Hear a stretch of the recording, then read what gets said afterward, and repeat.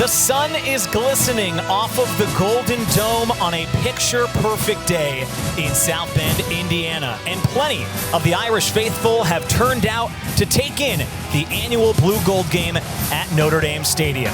As he enters year 4, there's no slowing down for head coach Marcus Freeman. He has his sights set on another CFP run in 2025. But a big question looms at quarterback in a 3-horse race. The veteran Steve Angeli, who came off the bench in the Orange Bowl last season, orchestrated one of the biggest drives in the Irish run to the title game.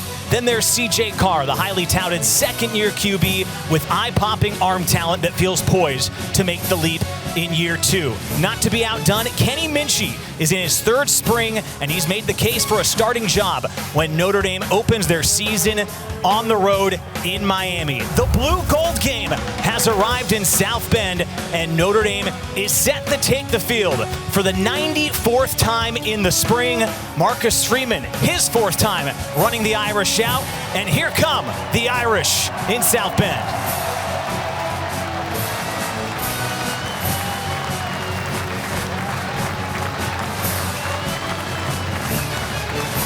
Couldn't draw up a better day for spring ball, and we welcome you inside our broadcast booth alongside the head coach, Jason Garrett, Tony Simeone. So happy to have you with us for what is always a fun Saturday in the spring, Coach. I want to talk about what's to come in 25, but first let's talk about 2024. You had a front row seat to where this team began in 2024 here at home. To see where they ended up, it was just a remarkable run in 2024. Yeah, remarkable is the word. I can remember standing right here on this very spot after the Northern Illinois loss. It was gut-wrenching for everybody. Such a disappointment, but the response by Marcus Freeman, his staff, the leaders of that team to move the team forward, but then keep that bitter taste in their mouth all year long, maintain that mentality all the way through the season and through the playoffs. Pretty remarkable. They ran out of gas against Ohio State, but a fantastic year for the Irish. Now, Riley Leonard, of course, was the quarterback taking them on that run. He has gone off to the next level, so the question at quarterback is what really everybody has their mind on as we come into this one.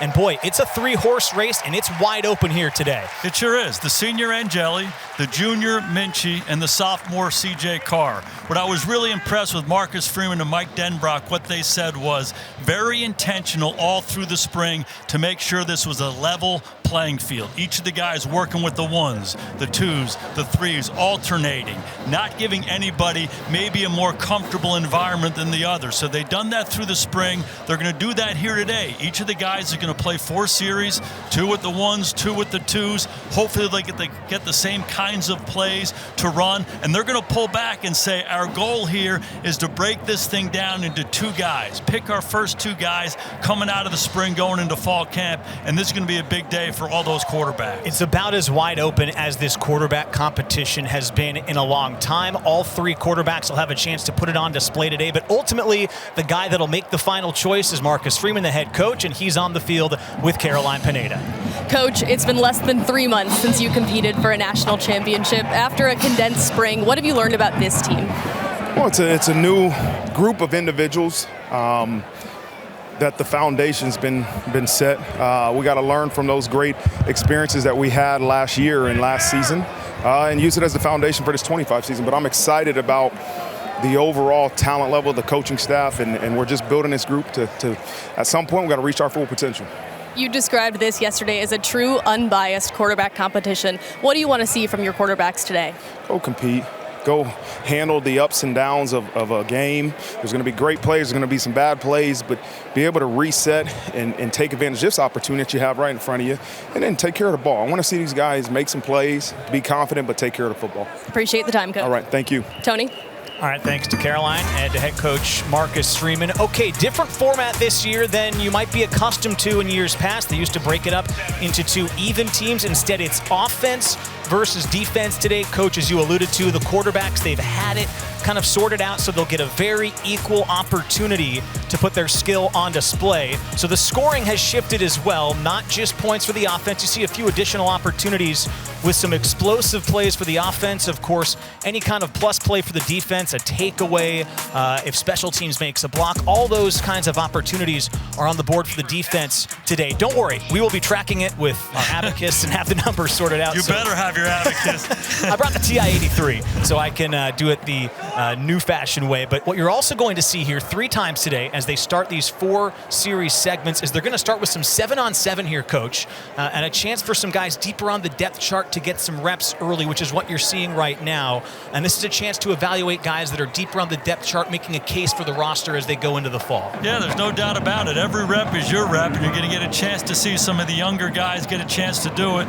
They're thin on both the offense and defensive lines right now because of injuries, so I think this idea by Coach Freeman's a good one. Get a chance to see the young skill guys in action and let the more veteran guys play in the 11-on-11 scrimmage. So these 7-on-7 reps don't count for points. We'll get to the 11-on-11 in a second. While we have a chance, let's go down to the field with Caroline again, who's standing by with Jeremiah Love. Jeremiah, you were one of the most dynamic backs in the country last year. How have you continued to increase your versatility this spring? In the spring, I've just been trying to find ways to, make sure that I'm going out there and getting better every single day. And one of the ways that I found I can get better is, cross-training that receiver. I want to get out in space more so I can be able to make plays and help this team win games. Just want to be more than a running back. I want to be seen as an athlete that can do anything, can go out there and just make plays whenever, hurdle somebody, shoot, whatever. And then I want to make sure that I'm more of an efficient back. I want to get north. I make a lot of moves, make a lot of people miss, but sometimes I got to put my foot in the ground and just get north. And got to work on doing better at that, and then just being me. You have a new running backs coach in Jaywan Sider. What has he brought to the team and to your position group? First off, Coach is a great person. He's a really funny person, really down-to-earth person. He understands us as people. He played or coached quarterback, one of those two. So he brings that perspective of a quarterback, trying to see the whole field, understanding, if safety's rotating, who's coming, blitzing, and all that type of stuff. And Coach brings a lot more intellectual things to the room. He helps us to, evolve not only our physical but our mental. When you get to the next level, you got to be smart. You got to be able to, adjust the things on the fly. And Coach Sider, he's definitely making sure that we're getting better with our mental, making sure we're better understanding the defenses and, safety coming, safety rotation, who's coming, all that type of stuff. So he's a great coach, great man. I'm loving him every day. Every day that I get to spend with him, I'm loving him more and more. But he's a great coach, great father. He's a great person in general. Awesome. Thanks so much for the time. We appreciate it. Yes, ma'am. Tony? All right, thanks a lot, Caroline. Now here we go. 11-on-11. The first quarterback will be Steve Angeli in his 4th spring game. He's going to hand it off to Jadarian Price, who runs on first down. Price, of course, a great year last year, 750 yards. I'll ask you this, Coach. We're going to have our eyes on the quarterback. We saw what Steve Angeli did last year when the chips were down. What do you want to see from him today as he vies for the starting job? Well, what I love was the first play there. You hand the ball off to Price, and I think that's one of the things they did as well as anybody last year. The combination of Price and Love taking some pressure off of these quarterbacks. So start there, get behind that big offensive line, and take some heat off the guy in the green shirt.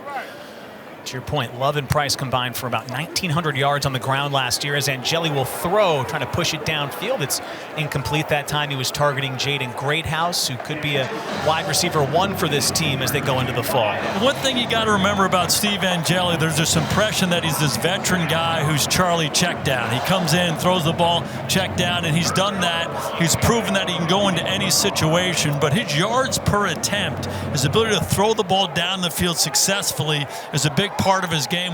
We saw a glimpse of it right there. 3rd and 1. Let's see if they can keep this thing alive. 3rd and short with Price behind Angeli. This is the first drive of what will be 12 drives today. Price, good move up the middle, has room, and he's still on his feet. Look at Jadarian Price churn his way into the gold territory. 24-yard pickup before Schuler brings him down. Those runners make a difference, don't they? Here's a look from behind the defense. We've seen this play a lot from Notre Dame over the last couple years, and we've seen that ability, that lateral quickness from Jadarian Price over the last couple years. He's just a very productive back. He's got elite speed to get outside, showing he's more than that. Good vision, good change of direction, and good balance. Another big run for 24. We talked to Jadarian Price yesterday. He said he wants to find a way to be more patient as he goes into his 3rd here at the Irish. Angeli out of the pistol is going to give it to Price again this time. Takes his time at the line and picks up a couple. It'll be 2 yards for Price and set up second down. It's one of the takeaways when you talk to Jadarian Price. You just heard it from Jeremiah Love. Each of these guys have been so successful, but they're always trying to get better. You hear Marcus Freeman talk about chasing full potential, and these guys are doing that. Jadarian, to me, is a very instinctive runner, but he talked about, hey, I got to be more patient. I got to understand the blocking schemes. He's certainly off to a good start today. Angeli's going to throw. Pressure in his face. Lets it go. He's looking for Greathouse. Incomplete. It'll set up third down. You know, pressure has been a big part of what Notre Dame has done in the past. You look at Drake Bowen, 34 in the middle of your screen. It's just a blitz right down the pipe, and he's working on Jadarian Price. And Jadarian told us, I got to get up in the hole. I got to move my feet as I make contact. He was sitting back a little bit there. Drake Bowen made him pay. You see right now, it's 3-0 Blue. Offense got a point for a first down, and then a 20-plus yard play. That 24-yard pickup gives them some bonus points as well. So now it's third down for Angeli. He's going to throw to Greathouse, and he's got it inside the 20. It'll be a first down for the Blue team to extend the drive. One thing I know about Steve Angeli, he knows who his playmakers are, and this is Jaden Greathouse inside in the slot here and proven to be one of the better slots in the country. He runs what we call a whip route. He pushes out like he's running a flat, comes back up inside. Angeli was looking for him the whole time. Excellent third down conversion, keeping the drive alive. Penalty, first down. Procedure call is going to back up the offense here. How about Greathouse in the playoffs last season? 16 catches, over 240 yards, had 3 touchdowns in the Orange Bowl and then in the title game. He was just outstanding. He really showed in the playoff run, Coach, that I think he can be a difference maker for this team as a top receiver going into 2025. No doubt. Legendary player down there in Austin, Texas, playing for Todd Dodge, and had a great start to his career, dealt with some injuries, and certainly came on strong at the end of last year. Was a difference maker.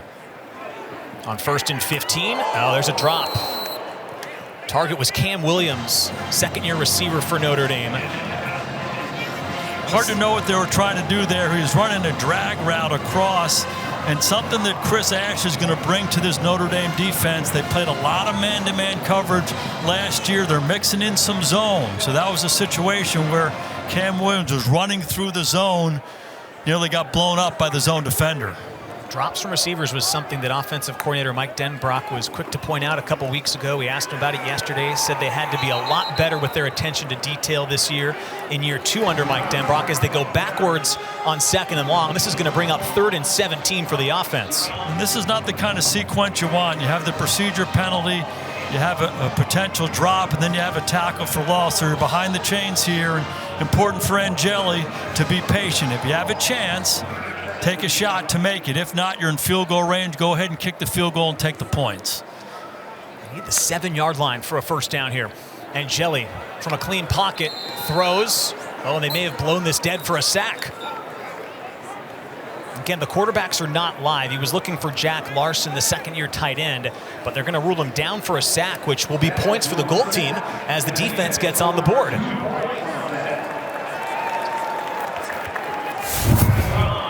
Take a peek at Bryce Young here on your left-hand side.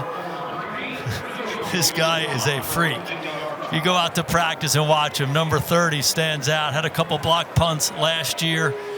He's 6'7". He's 245 pounds, and he's growing. He plays with a fantastic motor.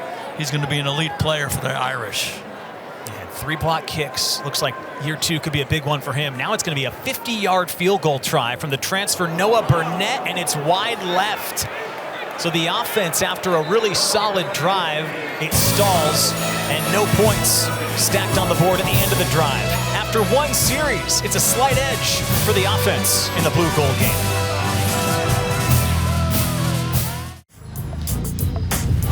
Take a look at Steve Angeli. This was a big moment for him last year in the Orange Bowl right before the half.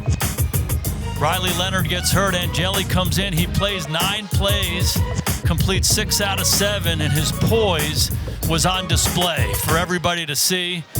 They tried to pressure him. He made good decisions. He got the ball out, threw accurate balls. He led the Irish down to kick a field goal, and it really swung the momentum of the entire game. Yeah, he was outstanding, as you pointed out, in that Orange Bowl. Maybe saved the season at that time. New quarterback for series number 2. It's Kenny Minchey who gets the second rep. And it'll be a run on first down, goes for 8 yards. Kenny Minchey now in his 3rd spring game, coach. He's someone that, you know, a lot of people maybe around the program have talked about, or outside of the program, this being a 2-horse race. The coaching staff's been very clear. Kenny Minchey is in this, vying for the starting job next year. Yeah, easy to see why. He is a really talented guy. Can use his legs. He's got a powerful arm. He's a very athletic guy, and he can bring a different dimension than maybe Carr and Angeli. Off the mark there, but this guy is really talented, and he's gotten better and better over the last couple years, really refined his game. He was quick to point out the game has slowed down a little bit, as you might expect for a young guy now in his 3rd year. And all these quarterbacks talked, I think, about the benefit of working with Mike Denbrock in year 2. They don't have to learn a new playbook this season. They all seem to have a really good grasp of the offensive concepts going into their 2nd year with Mike Denbrock. 3rd and short for the offense here. As Minchey works out of the shotgun, they'll run it with Aeneas Williams, and he's got enough for a first down. Tony, when you pull back and you think about the Notre Dame offense from last year, Riley Leonard's ability to run the football was so big for them. It made the other parts of the running game so good, made their passing game better because they had to defend quarterback runs so much. And Minchey's the guy who can emulate that maybe more than any of the others. So if they want that dimension in the game, Minchey's the guy who can do it. Yeah, I'd be curious to see if there is some design quarterback run with Minchey on the field. They're in the pistol, and now Williams is to his left on a fresh set of downs. Minchey is going to step up. Here you go. He's going to use his legs and take it across midfield before scampering out of bounds. That is kind of the slight difference maker, Coach. He's certainly the most mobile of the 3 QBs today. No doubt, and it jumps out at you when you see him on the practice field and in game action. He's trying to get a throw down the field. He climbs up in the pocket and says, hey, I can run it too, and those yards are valuable. We saw that last year with Leonard. So you have to embrace that part of your game if you have the athleticism and speed that Minchey has. So the offense is across midfield. Low snap that Minchey handles well, gets it to Williams, who works hard for maybe a yard, just enough. Tackle that time made by Davion Dixon comes up to make the stop. You know, one of the big takeaways for me as you watch this team is the veteran leadership, guys who have been here a long time. And, you know, a lot of those guys on defense, you lose Howard Cross, you lose Riley Mills in the middle of that defense. There's going to be a lot of competition inside that defensive line, the defensive tackle room, to get some playing time. They got some veteran ads in the transfer portal and some young guys really competing to get a chance to play. Jared Dawson transferred from Louisville. Jason Onye back with the team after missing the 2nd half of last season. As Minchey's going to keep it again. He faked the handoff to Williams, then ran towards the far sideline. Jaden Osbury will get credit for the tackle after they blow him down at the 37-yard line.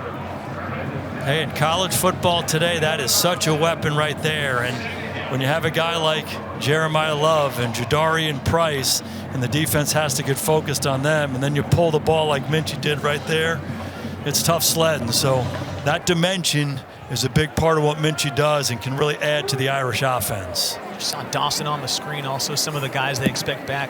Boubacar Traore, Jordan Botello, some real good edge rushers as Minchey fires complete. It's caught by Elijah Burris, the son of Plaxico Burris, who many are familiar with at the NFL level. He's been somebody that's really stood out here in the spring as an early enrollee. He sure has.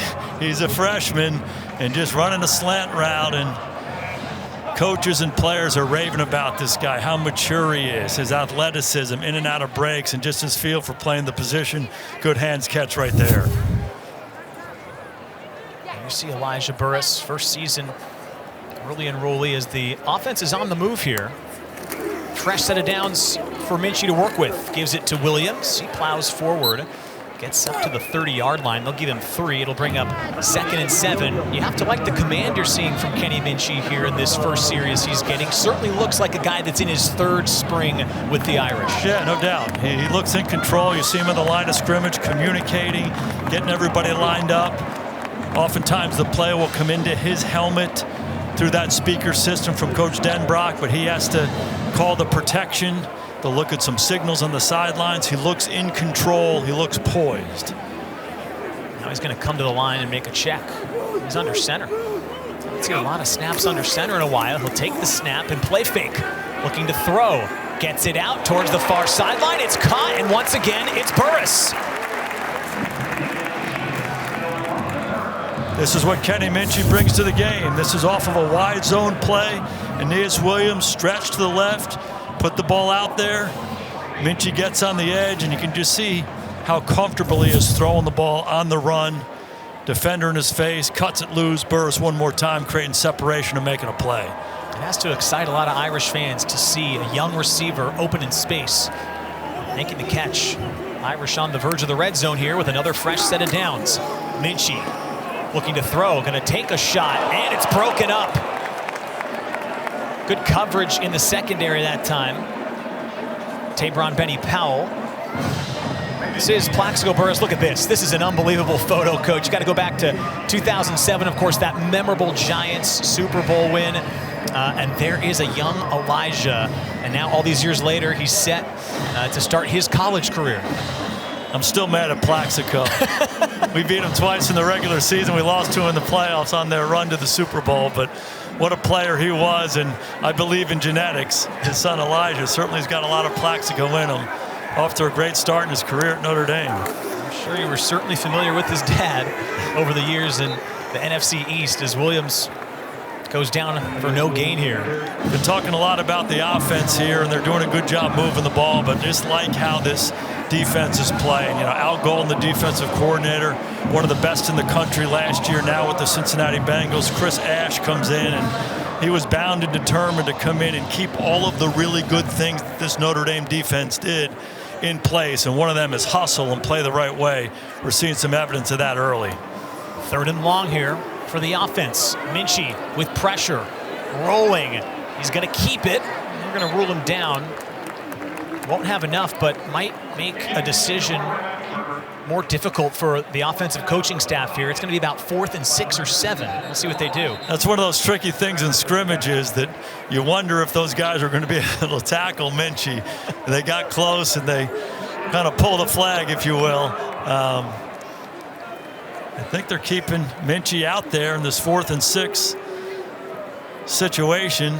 That felt like a Marcus Freeman decision. He does have the final say in all the decisions here. He sure does, and this is a good opportunity to see a guy like Minchey in this situation. How does he handle the clutch situations to keep drives alive? We're going into empty. Yeah, 5 receivers for Minchey. Williams, the back, is going to motion into the backfield now. Here comes 4th down. Minchey, pressure from behind. He's going to go down. They'll give the sack to Preston Zinter. Someone that's really emerged as one of those linebackers that could break through in a really talented linebacker group. He's going to get the sack, and again, the offense stalls. Something that Kenny Minchey's going to realize in these situations, critical situations in the game, pressure, pressure, pressure. They bring Zinter off the side. They don't handle it. They don't get it out. Defense gets off the field. We'll be back.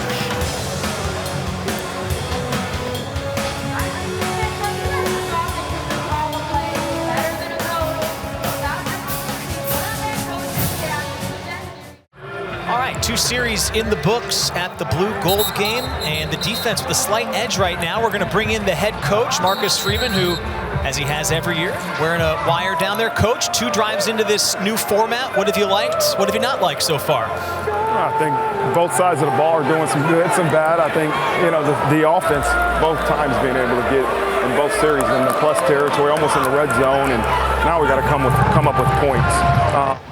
The second series with the 2s, you know, it's 4th and 6, probably in a real game. We're kicking it there, but, you know, we want to be aggressive and see if we can get it. But what stalled the drives, there's a sack, a penalty, and another sack with the second group. So eliminate that. Defense did a great job. Like, they're running the ball on the defense early in the drive, but then, you know, the defense stood tall as they got closer to the red zone. And so that's the battle of football, right? So they stepped up and did a good job. Okay, let's watch this first snap here. CJ Carr is going to get his first series, and they're going to start at their own 5-yard line here. Let's take a look. It's going to be a run. There's Jadarian Price. We saw a lot of that last year. Good strong run for 5. What are you keeping your eye on here on this first drive for C.J. Carr, Coach?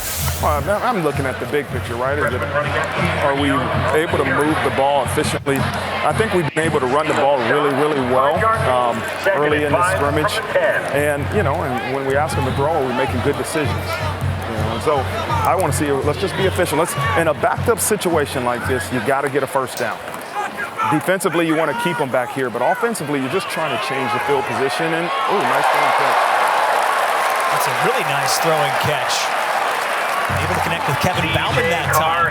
23 yards will move the sticks and also give him a bonus point for the 20-yard pickup. What'd you like about that one, Coach? Good protection, good throw, good catch. That's a heck of an execution. And now you've changed the field position. If we happen to have to punt on offense here, you've just changed the battlefield position, and now you're in a situation where you're doing good things for the team, right? We're not always going to score every drive we get, but when you got the ball backed up, you've got to change field position. Hey, Coach, can you talk quickly about C.J. Carr? He looks like a guy that certainly has a lot of athletic ability and some arm talent, but he just also seemed to have a real instinct for the game. Yeah, he's got a super high ceiling. He is an ultra-talented individual. Grandson of a big-time coach. His father was a coach, and so he understands the game, understands how to prepare. So I love that the preparation aspect to combine that with the talent level. CJ's a confident, competitive individual. And sometimes that's his greatest strength, but at times it can be a weakness when you want to make a play instead of just throwing the ball away. You got to make those right decisions. Did you have an individual conversation with each of these guys today? I know it's a big day in determining how this quarterback competition is going to move forward. Yeah, listen, they know that at some point a decision has to be made with who's the starter or who's going to be the two guys competing going into fall. But them being concerned about that isn't going to help them perform today. I just told them, go play. Go play, have fun, do what you've always done, and that's go out and execute and play the game of football. You can't be worried about things that really don't matter. First down, right? You got to be concerned with doing your job, taking care of the football, and leading this offense to doing some successful things. Coach, something you mentioned to us yesterday, which I thought was interesting. You said in meeting with these three quarterbacks, different than the last 2 years with Sam Hartman and of course, Riley Leonard last year, you've actually maybe dug in more to quarterback play. What have you been focused on with all three guys as you've maybe learned more and focused more on the quarterback position this spring? I think we've gotten a lot more time to talk about decision making, talk about why you made certain decisions. And that's the biggest thing for me as a coach is I don't care if it's the right one or the wrong one, but I want to know why you've made that decision. And with Sam and Riley, you spent most of our meeting time discussing personal life, getting to know each other, developing a relationship, which ultimately develops trust. Well, these guys I've either recruited or I've been around for multiple years, and so we trust each other. Now it's about, continuing to figure out ways to improve in the game of football, and so I've really enjoyed my meetings with all three of them. Okay, let's see what happens here on 2nd and 5. Empty backfield for Carr. He's going to take a shot downfield. Beautiful ball, beautiful catch. Jack Larson brings it in. 20-plus yards will add another bonus point. One thing we're finding out about C.J. Carr, he's not afraid to throw it down the field, and he loves those tight ends. Big time throw here under duress. Gives Larson a chance to go up and get it. That's on a Don Schuler, too. All right, let's see what they do here on a fresh set. So far, Carr's perfect. 3 for 3, Coach. 53 yards. Looks pretty sharp. Down. Call it down. Okay, do you like that decision there, Coach? C.J. Carr, quarterback keeper. Listen, it's hard to see just right here, should he have given it? That's all a decision making. I got to look back at the end. Sure. As we watch film, hey, the end's going to tell you, should you hand it or should you keep it and go through the progression of the RPO. He made a decision and made some positive out of it, but we'll look and see if that was the right decision or not. Offense has been in this position really all 3 series, and all 3 have stalled out. So let's see if they can break through on this 3rd drive. 2nd and 9. Kedron Young's the back. He's going to get the handoff, gets to the edge, and a flag comes out. Penalties are going to kill you. Young of the carry. Adar Schuler forced it out. Eli Raridan fell on it. Flag on the play. This is going to come back. Anytime you bounce a play like this, typically on the edge, they'll see it. Looks like Eli Raridan is in good position, but kind of grabs with that left hand as Kedron bounces it to the perimeter. And I'll tell you what, those side judges, they love that call. They'll call it every day of the week. So good initially by Eli, but you got to have some discipline at the end of the down, right, Coach? That's right. I don't think Eli agrees with the call. I just kind of heard him, complain about it and shake his head, but you're going to get that call on you every time. Impressed with Kedron, a big back like that, being able to get to the perimeter. Yeah. Kedron's really, I'm going to get it to him on a screen here. Good open field tackle. Carson Hobbs. He's had a great spring, hasn't he, Coach? Kedron Young, but Carson Hobbs got to it behind the line of make sure scrimmage. they know 5 to go That here. tackle for a loss results in 1 point for the defense. Coach, what have you seen from Carson Hobbs here in the spring? Carson's done a really good job. Devontae Smith has been the nickel with the one, and we've kept him out a little bit with some like an abductor strain, and so Carson's got a great opportunity to play some nickel, play some corner. Has really done a good job in progressing it at 2 different positions. So he's an improving player, which is all you can ask, and is earning the trust of his coaches and his teammates. All right, 3rd and 21. Carr throw.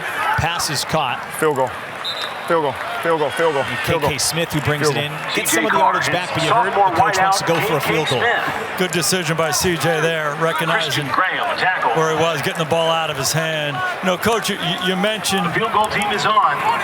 Carson Hobbs really taking advantage of an opportunity. That seems to be a theme, particularly in that secondary here the last couple of years. A guy goes out, and a young guy steps up and emerges and shows that he can play. Yeah.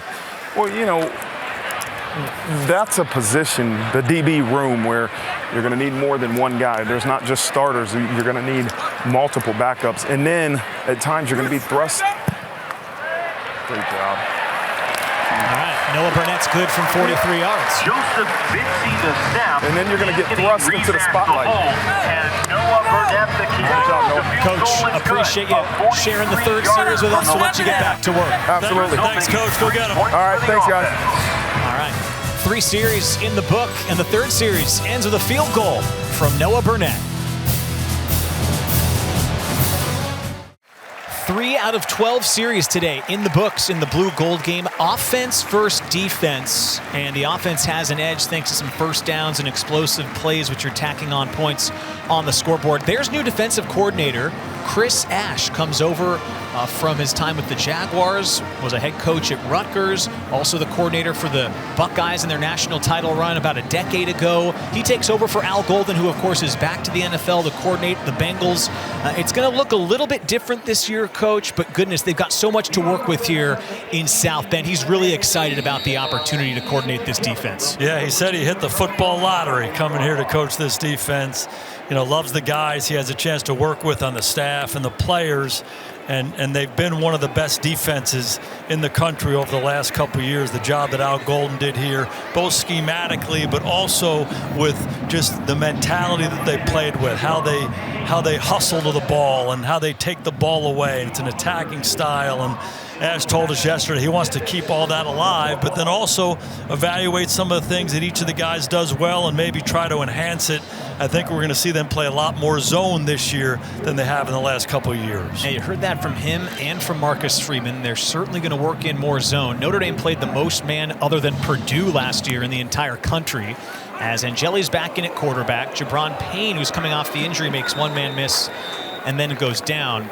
And this is, of course, I guess the challenge for Ash is to kind of carry the torch and run for it.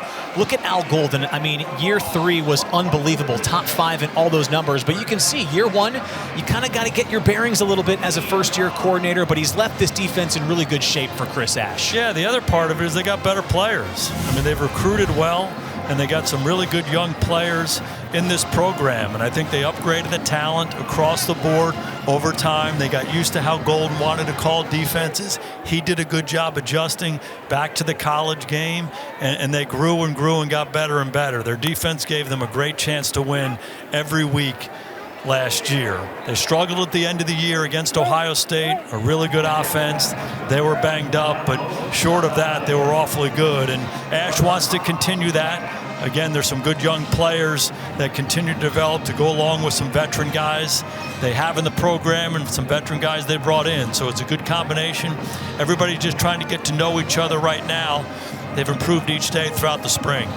Okay, here's a little wrinkle with the game here. You just saw that pass came up short of the markers, so it's 4th down. The defense is now forced to punt, but by rule, Marcus Freeman makes the rules. You see they just added a point for a 4th down stop and a punt forced. The offense now gets at least 3 more snaps to try to pick up points, whether it be by virtue of 1st down or explosive play. So the defense has gotten the stop, but the offense gets to stay on the field for at least 3 more snaps. Did that make sense? Yeah. I didn't even see you look at the abacus either. Heck of a job. Yep. It's the Marcus Freeman rulebook today. It looks like Blake Hebert's in there at quarterback taking these reps. He's one of the new additions to the quarterback room, not in the competition amongst the big 3 vying for the job. And legal formation, more than 4 plays in the backfield on the offense. Please decline. 2nd down. All right, well, we have a second. Let's go back down and check in with Caroline. Well, Tony, Marcus Freeman told us one of the things that attracted him to Chris Ash is that he wanted someone in the Al Golden mold who had a lot of answers and who would let guys play fast, but also make sure they understood football. Ash had never worked with the coaches on this defensive staff and only had a week to get to know them before spring practice began. But because he had retained so much of the defense that was already in place, Drake Bowen told me, we already know the calls. Now we do just have to go out there and play fast, Tony. Thanks, Caroline. Yeah, it's going to be really interesting to see how he puts his fingerprints on it. I think, too, coming from the NFL, Al Golden, I thought that benefited him in his time here. Game on the offense. Penalties decline, remain 2nd down. What's the value in your eyes, Coach, of having been at the NFL level, seeing it there, and then being able to come here and try to implement some of the stuff you learn at that next level? Yeah, both those guys have taken a similar path. Long-time college coaches go to the NFL, come back to college, and you get a taste for that, and you understand that some of the stuff that they're doing in the NFL really doesn't fit.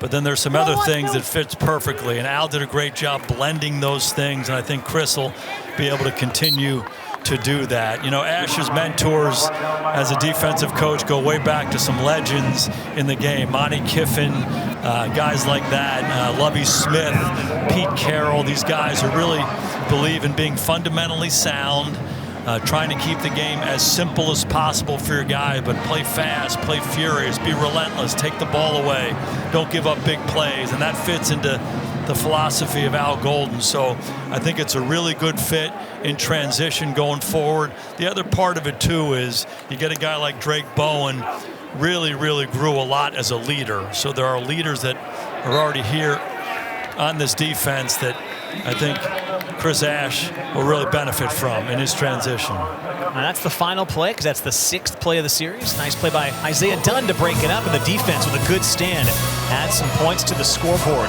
4 series in the books at the Blue Gold game, and the offense still has the lead. Offense has the lead here early in the Blue Gold game. CJ Carr has been able to put a couple on the money along the sideline as we bring you back inside our broadcast booth here at Notre Dame Stadium. Tony Simeone alongside Jason Garrett. We're 4 series into the game. I think the thing that stands out is CJ Carr is perfect so far, and the defense has done a nice job of bending and not breaking. What are your general takeaways so far? I love the setup of the scrimmage. I love kind of this level playing field, quarterbacks working with groups in different situations. It really gives you a chance to evaluate that all-important decision that they have to make. The other thing that I really like is each of the quarterbacks playing the way they play. Steve Angeli, he's in the pocket, he's checking the ball down, he's a good decision maker. You see Minchey, he goes in there making plays with his feet. CJ Carr throwing the ball down the field. So each of these guys is taking Marcus Freeman's advice about just going out and be yourself and have some fun playing. They're making it hard on the coaches because each of these quarterbacks is showing that they can play. That was a big thing that Mike Denbrock actually mentioned to us when he was evaluating. He wanted to make sure that he saw all 3 quarterbacks play to their strengths and then also play away from their weaknesses, and that takes great awareness. But it also, I get the sense, Coach, and you've been in plenty of quarterback competitions and have had to evaluate them, it can be tempting to see the other guy do something that you might not be proficient in and try to replicate it out there, but so far you've seen them stay within themselves. Yeah, no doubt. That's my biggest concern in these situations. You see a guy make a play like, oh, I'm going to go do that, instead of focusing on my rep and what my opportunity is. And, I've had to tell myself when I've been in quarterback competitions to do that, and certainly in the quarterbacks I've coached through the years, just keep reminding them of that. Take advantage of your reps. At the end of it, there's going to be a reel of your plays. You just want to feel good about what you do. And as Marcus keeps saying, chase your potential, your fullest potential. That's what these guys are doing so far. They're off to a good start. Yeah, he said they're not chasing a destination. They're just chasing their potential, as you say. We're now actually fortunate enough to be able to be joined by the defensive coordinator, Chris Ash, who's on the field. Coach, so far, 4 series into the books. What have you liked so far from the defense? They're playing hard. I wish we wouldn't have given up to 2 explosive pass plays when we had them backed up, but we got some stops. We've been good in the red area, so we're playing hard. We're going to get some guys out and evaluate the other guys right now.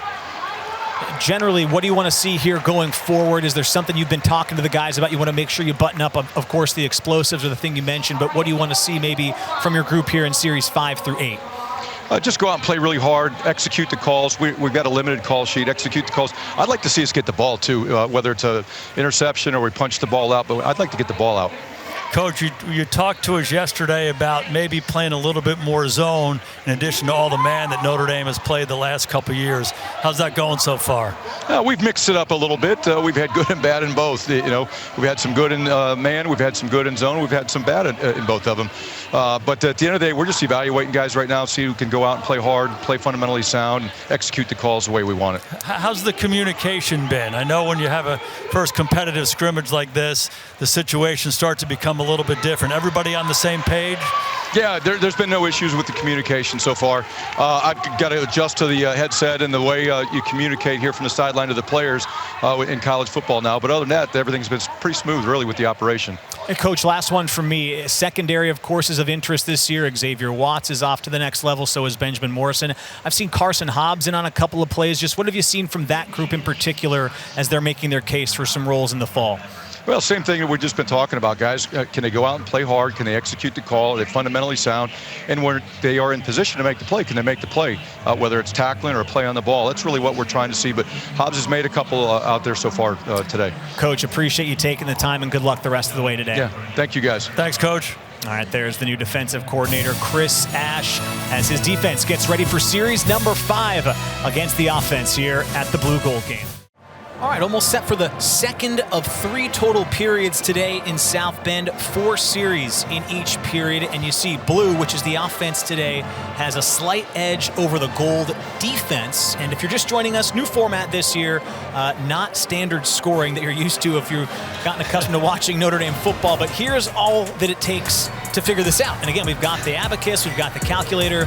You heard Chris Ash in our last segment say, Coach, he wants them to take it away. I think he wants to see them get their hands on the ball. They were led the country in most takeaways last year, but it also really rewards you defensively if you can take it away and if you can find a way to score it on the other end, too. It's the football equivalent of the Stableford scoring system in golf, right? You know that tournament they play in Colorado, right? Nobody knows what's good or bad. It's the same kind of deal. It's rewarding good plays. On offense, it's rewarding first downs and some explosive plays. And on the other side, if you're taking the ball away, making sacks, tackle for losses, it'll reward that as well. And again, I like this little piece too, where you get some of the younger guys an opportunity to get some 7-on-7 snaps between these different series. And that's Anthony Rizak playing quarterback for Notre Dame right now. And coming from a backup quarterback for a long time, any rep's a good rep. So I know Rizak's really appreciating this opportunity. Yeah, you're right. That was exactly what Marcus Freeman wanted to make sure he did. Get guys on the field that might otherwise not have a chance, as Rizak's going to air it out on this second rep. Jump ball, and it's caught. One-on-one battle won deep downfield, and that's a good sign. Anytime you get someone, that might have been Scrap Richardson downfield, able to make the catch. That's something that all Notre Dame fans will probably keep an eye on. Deep ball going up, winning a one-on-one battle. Scrap is a slight guy, but he really can run. He's got some playmaking ability. Really nice job tracking the ball there. And, you know, Joe Montana was, I think, 7th on the Notre Dame depth chart at some point. So, you know, keep showing the quarterbacks you can do it, make plays like that. You never know what happens. You mentioned Scrap from Greenville, Georgia, as Rizak gets his 3rd throw. Able to complete it. Henry Garrett makes the catch. Guy that's been with the program for a while. Makes the most of his rep. We'll have one more 7-on-7 rep before we get the official 5th series of the game here that'll be scored. None of these completions count towards the score you see at the bottom. You know, there's some great value to a traditional blue-gold scrimmage where you split the team up and all of that. But I think for a continuity's sake, to play offense versus defense and come up with the Marcus Freeman Stableford scoring system, I think it's really good. I think it's a great opportunity for the guys to play in a good environment and great for the coaches to be able to evaluate them. Yeah, tremendous value for the quarterbacks to get those reps. And we talked to Marcus Freeman and Mike Denbrock. They've been intentional throughout the entire spring, not just today, to make sure that all 3 of the quarterbacks in the competition have had as even of a playing field. They track everything. They're very aware. They want objective data. He talked about working with Mike Denbrock and quarterback coach Gino Gaduli to ensure that when they're making this decision, they have objective measures to go along with that gut feeling you have to ultimately rely on when you make a choice. Yeah, and I think that's the right combination. You know, we were talking about it. You know, every quarterback we ever coached, every throw they had in training camp was recorded. And you knew exactly their completion percentage, the yards per attempt, touchdowns, interceptions, all throughout training camp. But at the end of it, you have to pull back and say, okay, I see that. This can be helpful. You got to say, boom, this guy's our quarterback. And so that objective information, critical, your gut instinct, even more important. That's the burden that falls on the head coach. Nobody's going to feel bad for Marcus Freeman, but it's certainly a tough part of the job, deciding which one of these guys will ultimately be the starter in Miami. One wrinkle here, Coach, you got to love this at the spring game. The next play to start this 5th series, it's been voted on by the fans. They put up 4 plays, kind of like the Madden video game, on the screen. The fans have voted for the play. If they didn't vote for 4 verts, I don't know what we're doing here. Yeah. It should be all go. Yeah. Did they vote on the defense too? I don't think so. The overlaying the play against the defense is a critical piece to this. So we'll see what they came up with. Okay, Kenny Minchey gets to call that play. He's back out for his 2nd series. It was just 1 for 3 on the opening drive. Did run it a few times. And he's looking deep downfield. Gonna take a shot. In coverage, jump ball, and it's incomplete. Once again, Carson Hobbs in coverage, but the fans almost dialed up a successful deep shot. They sure did, and there was no doubt in my mind that they were going to go deep. Every fan likes that, but the protection's clean. Minchey stands in there. He makes a good read. He gives him a chance. Excellent job one more time by Hobbs. He's shown that he can play down around the line of scrimmage as a nickel guy, and then to cover down the field as a true outside corner. Impressive. Hobbs made it on the field in 9 games last year. He's certainly vying for one of those roles in the cornerback room as Minchey throws on 2nd down. It's complete to Eli Raridon. Across midfield, makes a couple men miss, dropped the football, but fell right on top of it, and it's a 1st down for the blue team. You know, when you look at the roster, the tight end position a little bit thinner than it's been here at Notre Dame in a while. Oftentimes Notre Dame offense is 2 tight ends, sometimes 3 tight ends. Not so much in Denbrock's offense, but early on in this scrimmage, the tight ends are showing up big time. Raridon waiting for his opportunity, has been a spot player, a role player the last few years. Going to be the starter this year, off to a good start. You're right. Raridon has a couple catches, Larson, and then Bauman today with one as well, as they run the ball here on a fresh set of downs. Jadarian Price gets 10. Of course, Mitchell Evans was so big for this group last year, a couple years back. Of course, you had Michael Mayer. You look at that group down below, Ty Washington's going to come over to help them. Flanagan injured the Achilles in the CFP run. Not sure when we'll see him back, but it's a lot of guys with something to prove at tight end going into 2025. Yeah, and Kevin Ballman, 6-year guy out of Red Bank Catholic, down on the Jersey Shore, has dealt with a couple ACL injuries, so he's back. He'll have some veteran presence.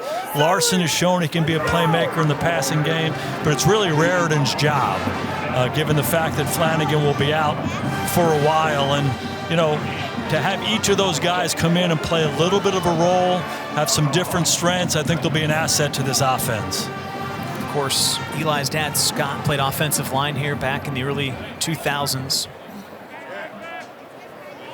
Saw the numbers on him too. 11 catches last year. Came through with a couple of big touchdowns. As the offense is once again on the move. Have not seen a touchdown yet today. This is the 5th of 12 series as Minchey is going to keep it, and they'll rule him down. Kingston Viliamuasa, who we saw really flash as a freshman last year, was able to get credit for the tackle. Viliamuasa is one of those guys the coaches were raving about when he showed up last year, and you saw a lot of the reasons why. He just has such maturity for being such a young guy, and that to go along with his athleticism, his size, his speed, his playmaking ability. He's going to be a really good player here for a long time and really embracing his role. This linebacker core continues to get better and better. 3rd down and long for Minchey. He's going to throw, firing downfield. He's got Will Pauling, the transfer from Wisconsin, just out of his reach. It was Ben Minnick in coverage, and it sets up 4th down. Pauling's a guy that this Notre Dame staff has been raving about. Transfer from Wisconsin, spent his first couple years at Cincinnati. Mike Brown, the receiver coach, very familiar with him, and he's just one of those guys who's sneaky quick. He's got some twitch to him that can create some separation, but then as you saw it there, is a threat down the field. Productive last year at Wisconsin. They're excited about him. Offense is going to stay on the field here on 4th and 11. They need to get to the 25. As Minchey's going to look to throw. He's flushed out of the pocket. Going to throw back across his body, looking for Pauling. Jump ball in the end zone, and it's broken up by Tay Johnson. That one right there, Minchey just thrown him across the field on that play. You see Minchey's ability to get out of the pocket, keep his eyes, and rifle the ball down the field. He'll watch that one on tape, throw it across. Good stop by the Irish defense. All right, almost set for series number 6 here at the Blue Gold game, which will get us halfway through the proceedings. Tony Simeone alongside the head coach, Jason Garrett. Notre Dame's offense has moved the ball most effectively so far with C.J. Carr in his first series. He'll get his 2nd series here. You see the numbers, perfect through the air, threw a couple of nice balls downfield. He had to start at his own 5 last time. This time he'll get to start at their own 40 and orchestrate this drive. I think what Marcus is looking for is just some consistency from all the quarterbacks here and being able to handle the different situations. Carr's first one started when he's backed up, better field position here. Carr wanted to throw, then had to just spike it into the turf as pressure was in his face. While we have a chance, let's go and join Caroline Pineda, who's standing by with one of the other quarterbacks, Kenny Minchey. Kenny, back playing in front of fans in Notre Dame Stadium. How do you feel like today has gone so far for you? The spring game, it's been fantastic. Just being able to come out here, compete against the defense, compete with the offensive guys. It's great seeing all these fans out here. I don't know how many there are, but there's plenty to keep us going, so it's going great. Riley Leonard made a lot of plays with his legs to take you guys to the national championship game. We saw you make a few with your legs out there. What can you learn from him and his style of play? Yeah, I mean, like you said, like Riley used his legs. He knew when to use them, so I feel like I can take a piece of that, implement it into my game. So just whenever I need to use it, don't use it too much. So. You told us that in the midst of this quarterback competition, you're trying to focus on yourself. Where do you feel like you've improved the most this spring? Yeah, I would say decision making and just camaraderie with the guys and stepping up into a leadership role. Thanks, Kenny. Appreciate the time. Yes, ma'am. Thank you. Tony? Thanks a lot, Caroline, and thanks to Kenny for the time. Carr on 3rd down, connects with Kedron Young down the sideline. Great pitch and catch, and the Irish pick up a 1st down. Yeah, this is what I love about C.J. Carr. Certainly he has the ability, but his feel and his instinct for the game, he sees it, he recognizes it. Started to pull the trigger there, then let the back Young clear the outside backer and down the sidelines and throws a perfect strike. So he has a poise about him. I think he sees the field well and delivers strikes time and time again. Carr throwing again. This time it's incomplete, looking for Young, who's had a nice day so far. 5 carries for 19 yards, also a couple of catches for 26 yards. It's a loaded running back room, but the more talent, the merrier when you look at Kedron Young. Yeah, I've been impressed by him. He's a big back. He's 230 pounds. We saw him bounce some runs earlier. Shows that he can be an effective player coming out of the backfield in the passing game. Good outing so far. Blue team offense in plus territory here as Young gets another touch, puts his head down and just gets a yard. It'll make it 3rd down and 9 after Cole Mullins comes up for the tackle on the defensive line. You know, and these are the situations you really hone in on when you're evaluating the quarterbacks. 3rd down, red zone. These are big situations. These are the situations you hear coaches talk about situational football. You know, 3rd down as big as any that you're going to face. And we'll see how these guys respond. See if they can keep this drive alive. Carr swings it out to Young again. Going to have to do it with his legs. A flag comes in as he gets close to a 1st down. And we'll see what the call is. He's a yard shy for now of the sticks.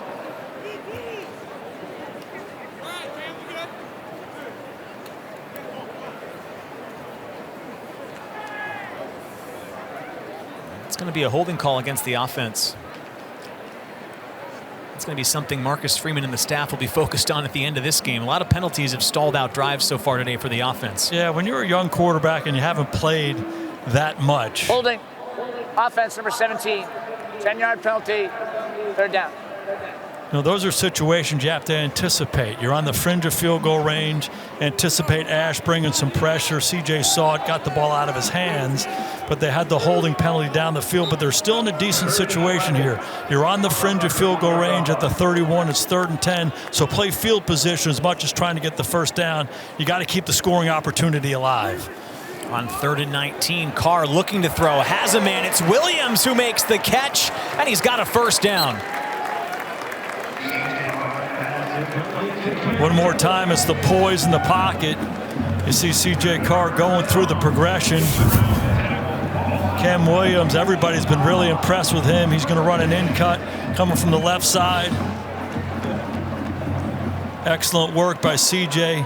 throwing the ball at him in the hole, in the defense. Good job by Cam making the catch, keeping the drive alive. Tons of potential in Cam Williams, 5-star recruit in his 2nd year. Fresh set of downs. Jabron Payne will get the carry.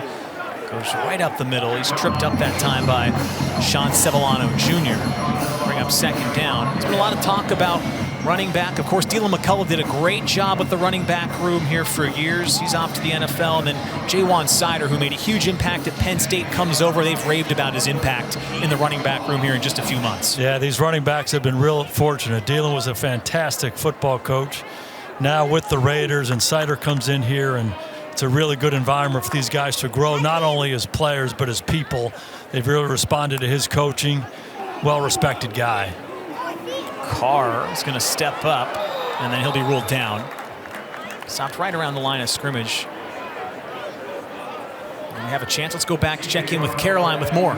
Well, Marcus Freeman and Jaywan Sider first met as young coaches on the recruiting trail 15 years ago and have wanted to work together ever since. Sider told me he promised Freeman in the past that if an opportunity arises, you don't even have to ask, I'm there. When Dylan McCullough left for the Raiders, Freeman reached out to Sider, who was actually on the phone with the Jets when the call came through. After talking to Freeman, Sider said he told his wife, well, it looks like we're going to South Bend.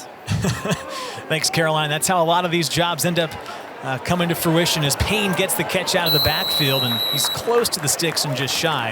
You get the sense around the coaching profession, a lot of people want to be at Notre Dame and they want to work with Marcus Freeman here in year 4. There's no doubt, and number of people in my life as Notre Dame was making their playoff run, knowing that we do these games, is what's Marcus like? He seems like such an amazing guy. You know, seeing him interviewed and seeing him take this team to the national title game, and you know, beyond the greatness of Notre Dame and the experience you could have as a student athlete here, to have the coaches like Marcus Freeman and his staff coach your kids. It's really an impressive environment, and that's a big reason why they've been able to continue to upgrade the talent over the last few years. This is a more talented team than it's been over the last 4 or 5 years, and has a lot to do with Marcus Freeman and the staff, along with the greatness of this university. And they've recruited great talent here, but I think to your point about the staff, they've developed the talent here so that it's been ready to make the run like they did last year to the title game.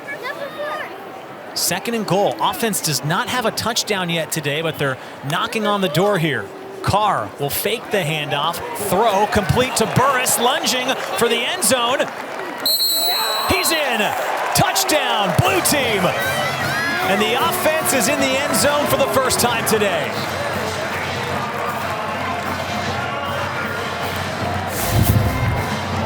How do you handle situational football? A big third down conversion earlier. Now you're down in the low red zone.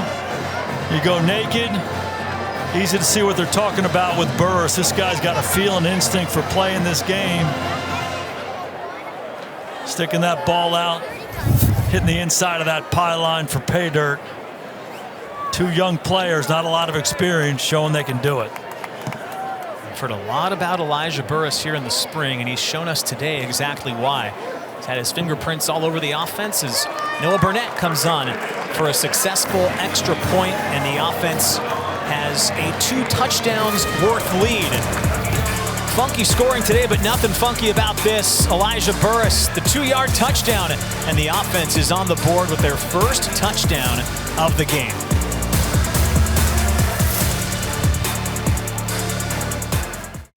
There's a look at C.J. Carr. He's been really effective and efficient today. You see the numbers right there. He just led the first touchdown drive. But, Coach, I know when you and all coaches are evaluating all players, but certainly quarterbacks, it isn't just the numbers you're going to look at. You evaluate the entire drive, and not every play is quite the same. Yeah, you evaluate a player after a game. There's a grade sheet. Say he played 65 plays. Not all of those 65 plays are of equal value.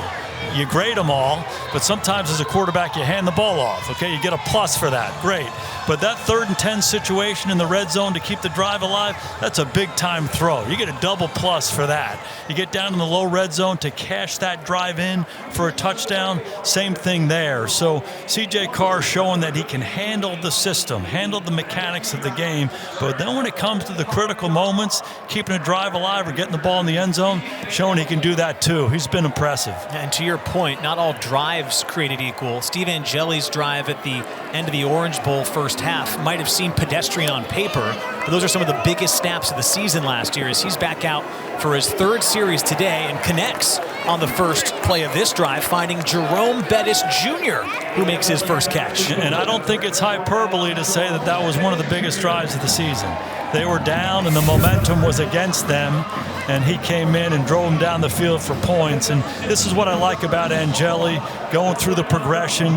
He's clean fundamentally. He's working from the right. He works to the middle, works all the way back to the sidelines. He's on time with the ball. He throws a catchable ball.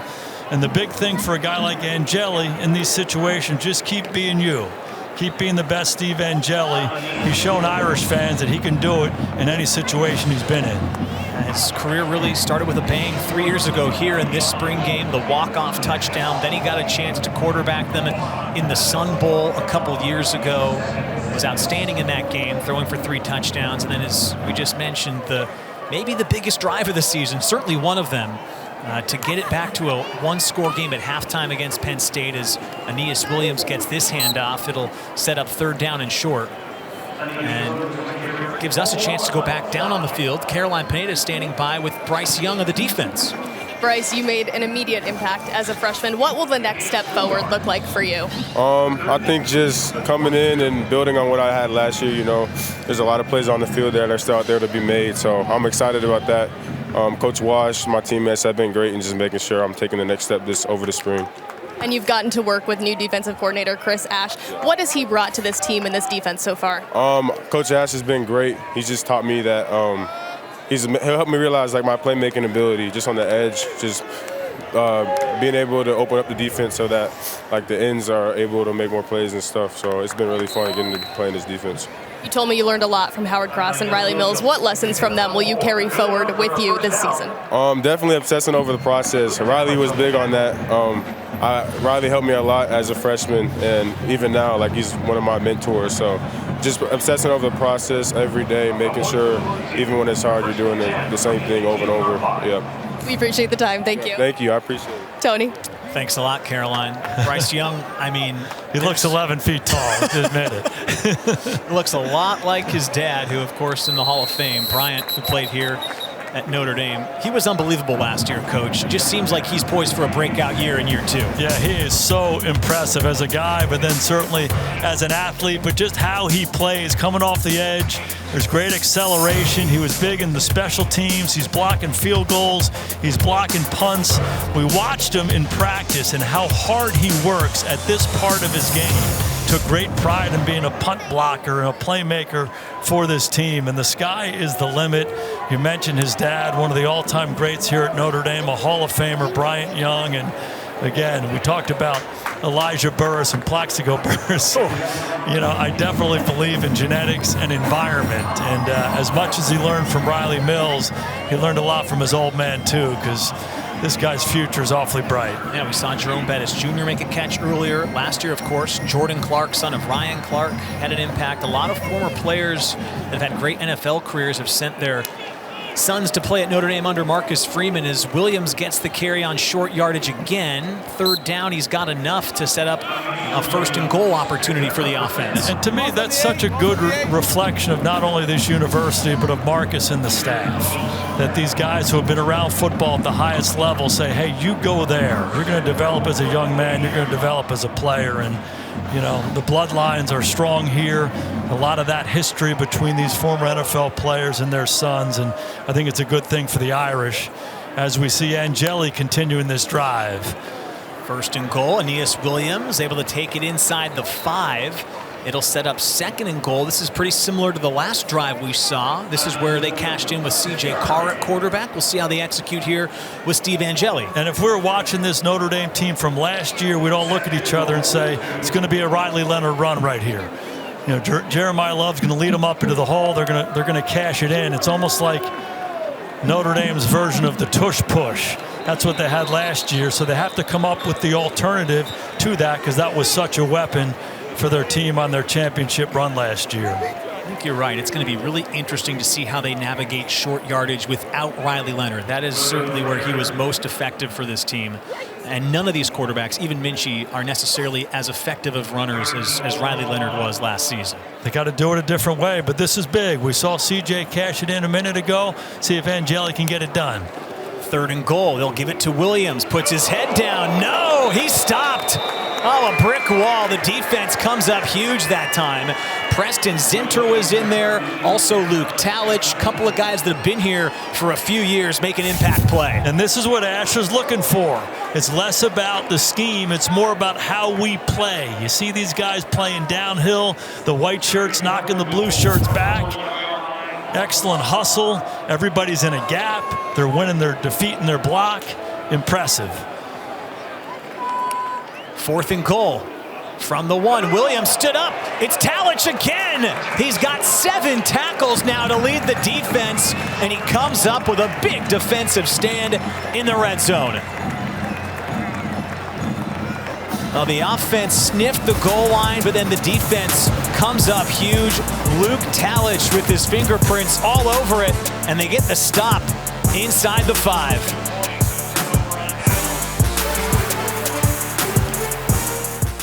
Offense has a 14-point lead, 35-21. The gold defensive team just put some points on the board with that defensive stand. Chris Ash, the defensive coordinator, had to like what he saw. Talich and Zinter meeting Aeneas Williams in the hole on back-to-back plays. Coach, those are the kind of things I think you can take away from a spring game and maybe build on, put them on the film and say, hey, this is how we do it now under first-year coordinator Chris Ash. No doubt. You love this as a coach. You think about Talich. He's a former walk-on who every time he gets an opportunity, he makes something happen. So you're always trying to build a meritocracy in your program. You're going to get your opportunities based on what you do. And a guy like Talich keeps showing up and doing exactly how you want it. That's good for everybody. Great throw from Minchey down the seam. Connects that time with Henry Garrett, who takes it all the way down to the 20.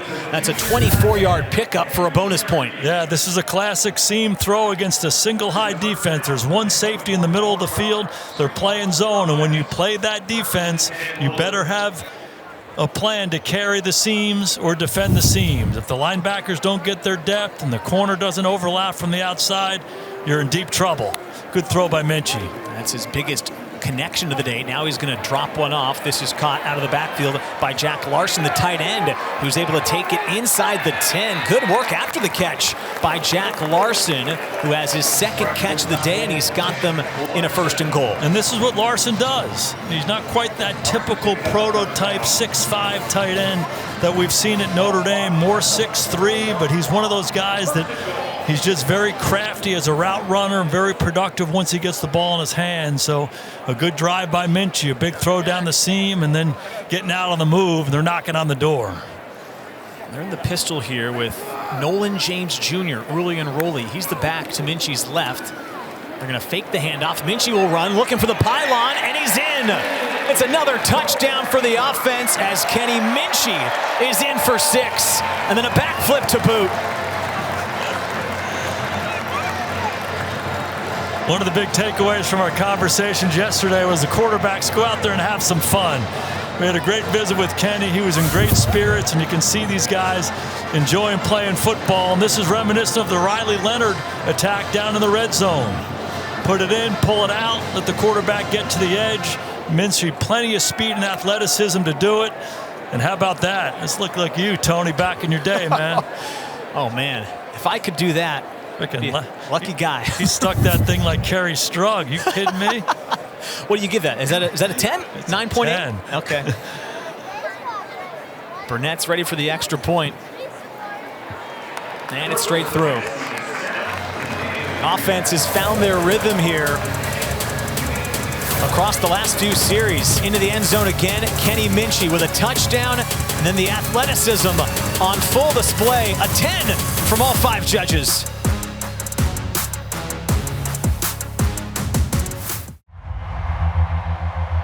It's unbelievable, the environment here in Notre Dame Stadium. Jeremiah Love gets the carry, running left, has a hole. Down the sideline, it's a foot race. You gotta be kidding me! Notre Dame has not won a major bowl game in over 30 years. There's a massive statement Notre Dame can make today. It's right here. Go grasp it. Cuts it inside, takes it out to the far side. Jaden Harrison hits the Jets. It's a touchdown! 17 points in the last 54 seconds. How's that? They win the Sugar Bowl, and they're on their way to Miami. It's a 7-point game. Go out there and fight. They have not led tonight in the Orange Bowl. Gives it to Love. Stays on his feet through 1 tackle. Oh, he's hard. He's in. Oh, my gosh. Touchdown. A trip to the title game on the line. Allard can't get it out. Now pressure coming. Allard throws. Loose ball. Yes. Intercepted. Christian Gray picks it up. 7 seconds left. The entire season resting on his right foot. And he delivers. The Notre Dame Fighting Irish will advance to a national championship. Ohio State and Notre Dame, together with a national championship trophy in the building, is special. And they start the game with an all-time tone setter. And the Irish lead 7-0. The Irish, Marcus Freeman, still fighting here in this third quarter. Leonard gonna take a shot. What a throw and what a catch! Greathouse is in for the touchdown. And after all that, it's Ohio State together at the mountaintop. I don't care if you're here for 1 year or you've been here for 6 years. This place is better because of you. And we're going to continue on this legacy that you're leaving me.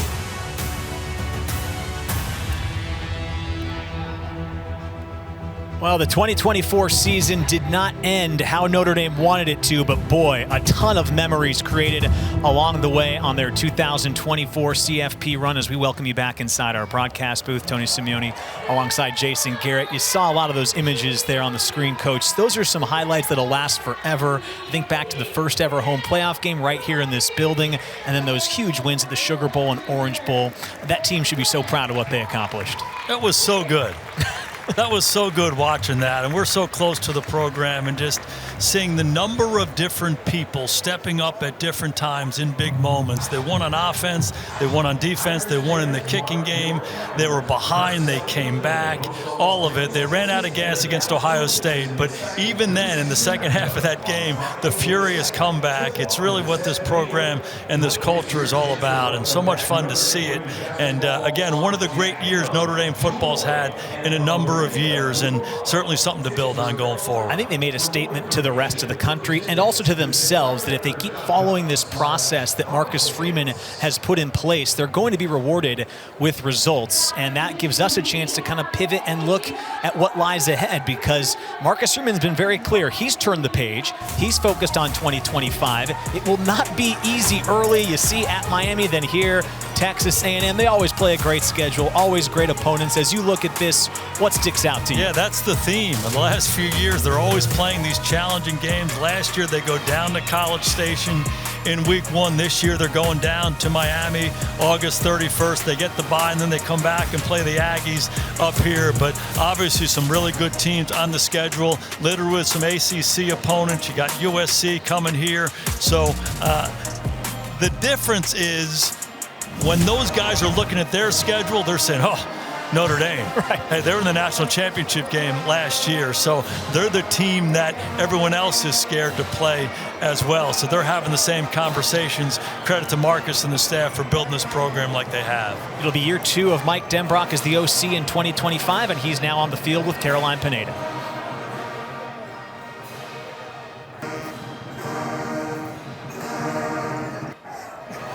Coach, your offense has been able to build a little bit of a lead here. What have you seen from your quarterbacks so far today? I just love the way everybody's out here competing. It's a beautiful sunshiny day. We got gold shining off the Golden Dome. We got, players out here competing with one another, and it's just a great kind of ending to the spring. The guys have worked really hard and done a nice job of continuing to improve, so I'm just excited for them. Where do you want to see this offense grow from year 1 to year 2? Yeah, just more consistently. I think we got to dig into the details a little deeper. We got to teach it a little better. We got to understand it a little bit better, and we got to execute it a little bit better. And I think that'll lead to a lot more consistency and staying on the field and scoring points. It's a different format today than we're used to seeing in the spring game. How will you be evaluating players based on what happens here today? Yeah, even though it's kind of situational and it's not a true game scenario, we're moving the ball to a lot of different parts of the field and trying to put them in situational football where they have to kind of trigger and compete and understand the situation that they're in and make the right call. So it's a great evaluation tool for everybody. Thanks for the time, Coach. Thank you. Appreciate you. Tony. Thanks a lot, Caroline. Almost set for the final 4 series of the Blue Gold game. We'll have them for you when we come back at Notre Dame Stadium. Great atmosphere and turnout today in South Bend. Highs in the 50s. Just a wonderful day for the spring game. We're about set for the 9th period out of 12 today. Again, this is 7-on-7, how it'll begin, and they'll get 3 more of these reps throughout the day or before we get to the scored portion of the scrimmage. So Notre Dame will put some guys deeper on the depth chart on the field, which gives us a chance to once more check in on the field with Caroline Pineda. Steve, how would you describe what it's like to be back here playing in Notre Dame Stadium in front of fans today?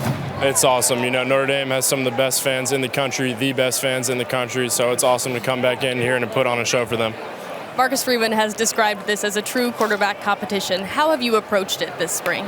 Just focusing on my reps, doing the best I can every opportunity I get, focusing on myself and just understanding the real competitions with me and myself and only the reps I take, and really just focus on what I can do and do whatever I can do to help the team. You told us that in that way, you and the other quarterbacks make each other better. Where do you feel like you've improved the most this spring? I think overall my understanding of the offense has been great.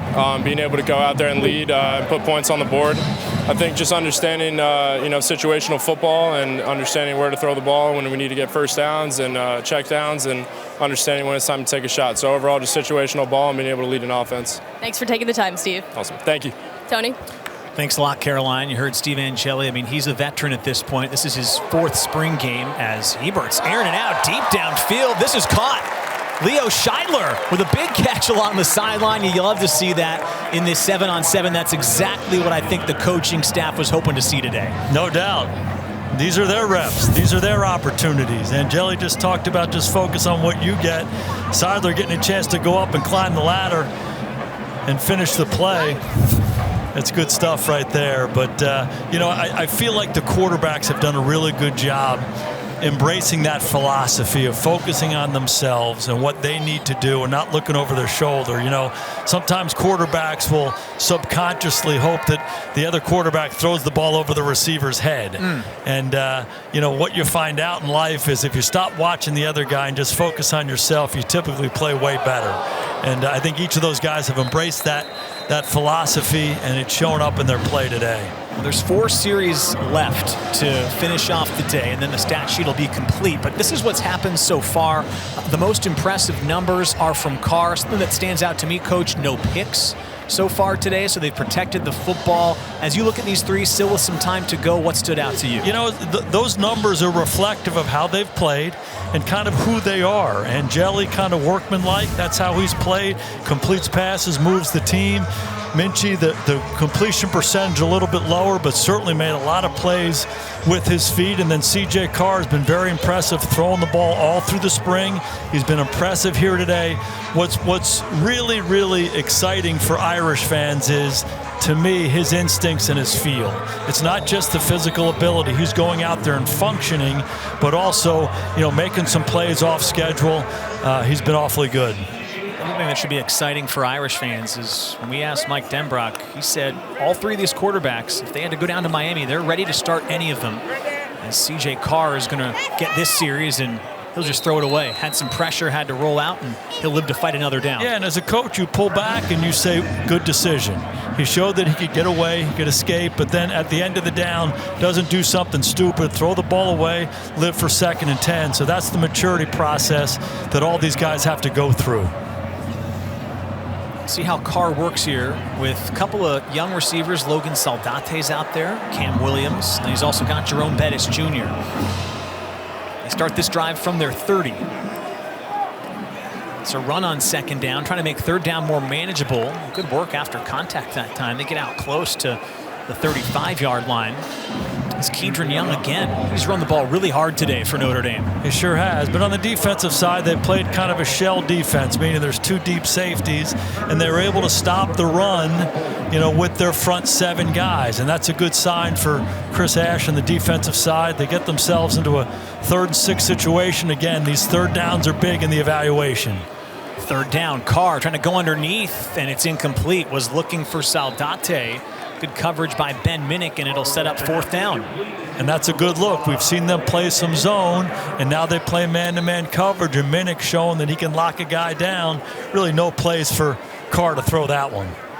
So again, I'm trying to keep my eyes on Marcus Freeman here as far as the scoring goes. I think by virtue they can give them points for forcing a punt, and then it's 3 more plays on this series, and that's exactly what they've announced here in the stadium. So they'll reset the down, 1st and 10 from the 30. And Carr gets another look at it. Going to look right, throw it back.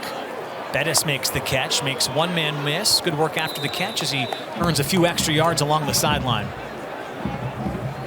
Nice little chess match going on here between Denbrock and Ash. They brought pressure there at the built-in screen up top to Bettis, and Bettis has been impressive as well. We talked about Burris, Plaxico's son. This is Jerome Bettis Jr., obviously Jerome Bettis Sr., one of the all-time greats ever to play here for Notre Dame. And again, he's poised, he's mature, he knows what he's doing. They've been impressed. Carr will throw with pressure, and it's picked off. Ben Minnick, the interception. It's the first takeaway of the game by the defense.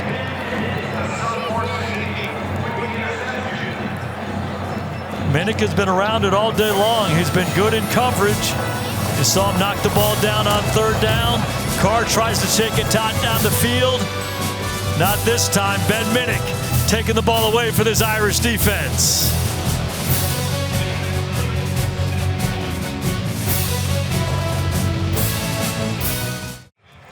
Yeah, Chris Ash not afraid to play some man-to-man coverage either. And I'll tell you what, this Ben Minnick keeps showing up. Carr's trying to find Saldate here in the slot. He's running a deep over route. Minnick gets right in his hip pocket. It's excellent, excellent coverage. Does a good job getting on his low left hip. And when C.J. Carr sees that ball's got to go over the top. If he tries to drive it, Minnick's going to make him pay. And I'll tell you what, this Minnick's showing he's a little bit of a playmaker. Been involved in a couple tackles, knocking the ball away, and makes a big takeaway right there. And certainly something that Chris Ash is excited about. Notre Dame as good as anybody in the country taking the ball away last year. Minnick, Talich, Zinter, Hobbs, a lot of guys in the defensive secondary have made some plays that stand out today. That's the first takeaway. which gives him an opportunity. We were talking earlier about Jerome Bettis Jr., who's made some impact plays on offense, and Caroline is on the field with the new Notre Dame dad. Jerome, you've spent a lot of time around this program and Marcus Freeman, but now you're here as a parent. What has been the best part about your son joining this team? Well, for me, it's getting an opportunity to see him put on a gold helmet and share in that tradition. So I'm just a proud dad. And I will say, this is the first time I've ever sat in a seat in the stadium. So I'm really excited about that. How does that feel? It's much different. But today I wanted to come as a dad and not as a former player. So I'm sitting in the family section, with my wife and just enjoying this moment and watching him kind of live out his dream. You said that you wanted him to make his own college decision, but how excited were you when he chose to come here? I was super excited, obviously, but I didn't want to lead him because I knew that he had to spend the years here, right? I couldn't do it for him. So ultimately, he came to the right decision, I will say. But it was a little nerve-wracking early on, but I think he really knew he wanted to come here as well. So we were very happy at his decision. What advice have you given him as he starts his journey here? Well, just told him that, it's going to be nothing but hard work, right? Nothing's going to be given to you. This is an opportunity that you have, but you have to earn every step forward, right? When you get on the field, you've got to take advantage of it. And so I think he understands that, and he's relishing the opportunity, and he's working hard, and that's all we can ask. And after that, you let your talent and your ability take over, and if you get an opportunity to get on the field, you're great. And if you don't, that's great as well, because it's a great university, and he's going to benefit regardless from being here. Well, thank you so much for stopping by and taking the time. We appreciate it. Thank you. Appreciate it. Tony. Thanks a lot, Caroline, and thanks to Jerome Bettis for stopping by. That is so fun to hear him talk about what it means to be a Notre Dame dad. I talked to Bryant Young earlier last year, kind of a similar thing. He wants to just be a Notre Dame dad. Let his son Bryce kind of carve out his own path as Angeli throws, pass is caught. Scrap Richardson has it, and he's into the end zone. It's another touchdown for the offense, 16 yards for Richardson. Hey, an excellent drive by Steve Angeli. He found Nolan James on a little underneath route as we were talking to Jerome, and now they get down in the red zone. They go naked away. He finds Scrap, and Scrap's got some quickness and some juice to him.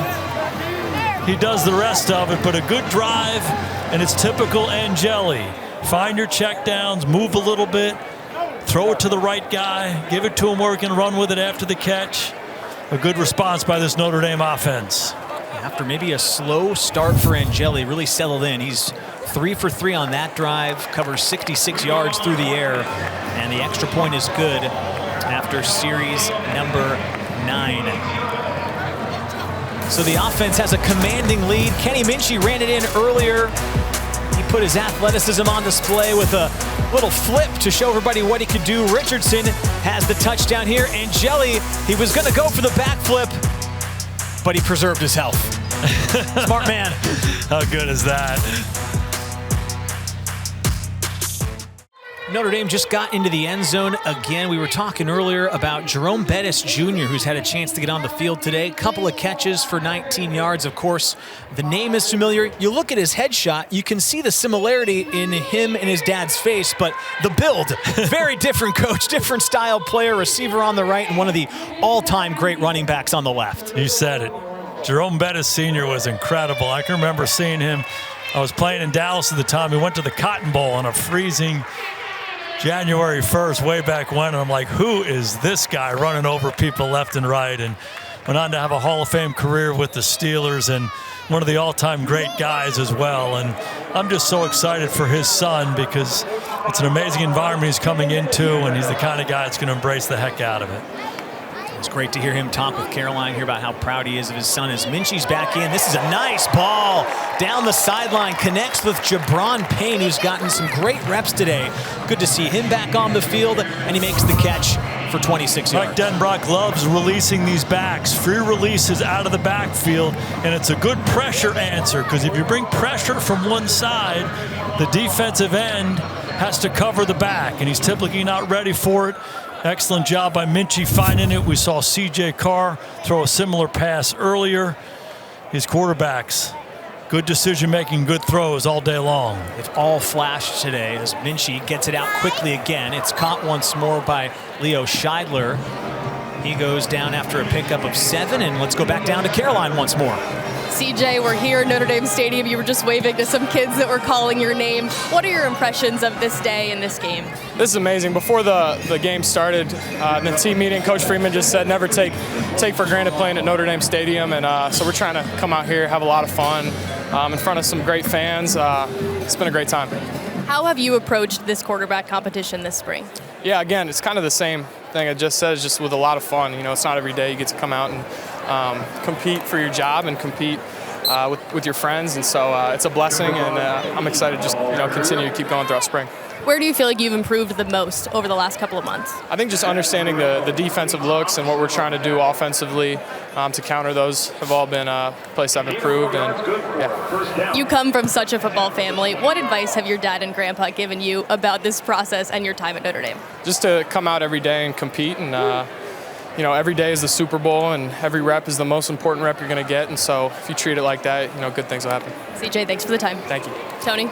Thanks a lot, Caroline. Thanks to CJ for the time as Payne is tripped up. Coach, we've now heard all 3 quarterbacks talk to Caroline today.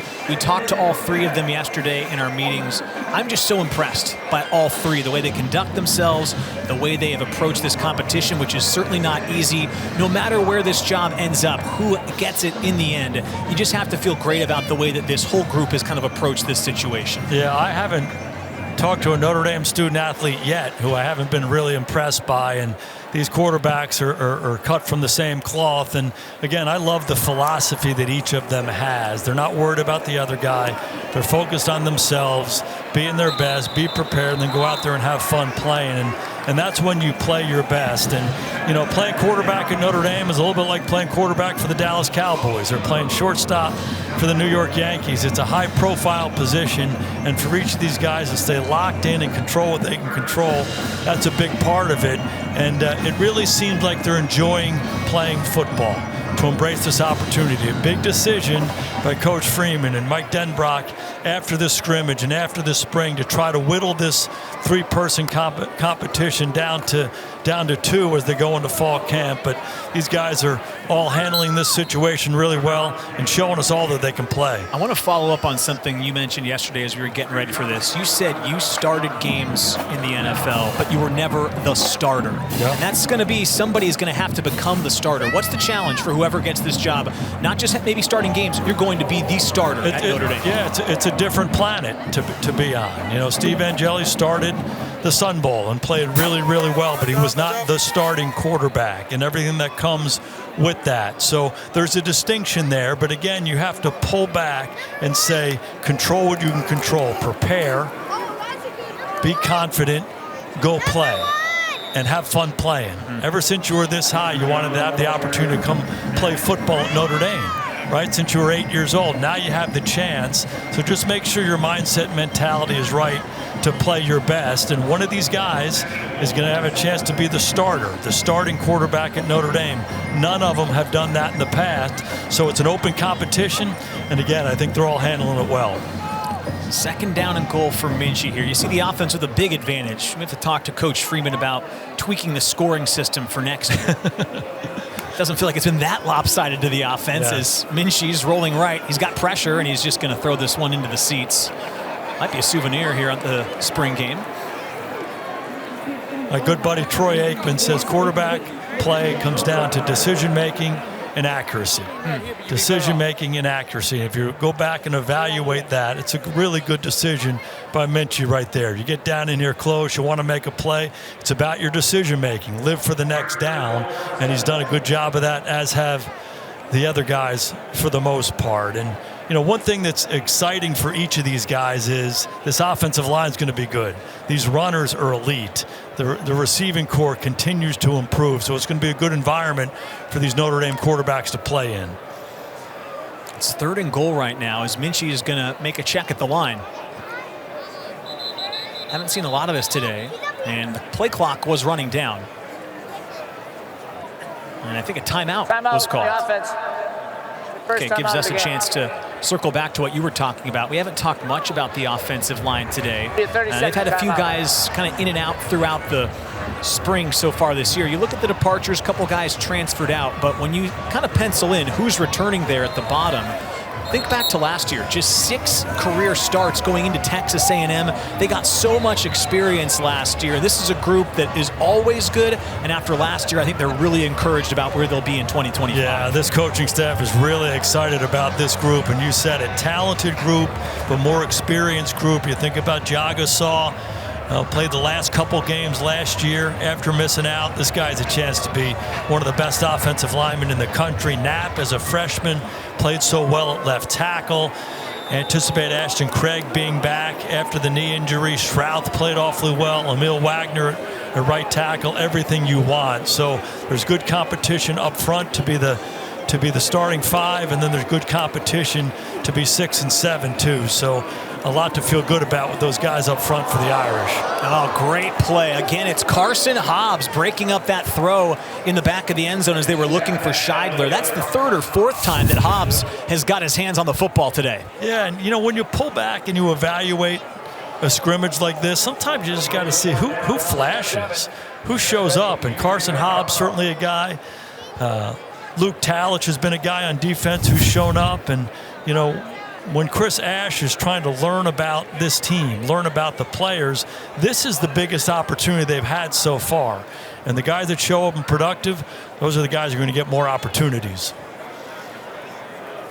They're going to bring out Noah Burnett for another field goal try.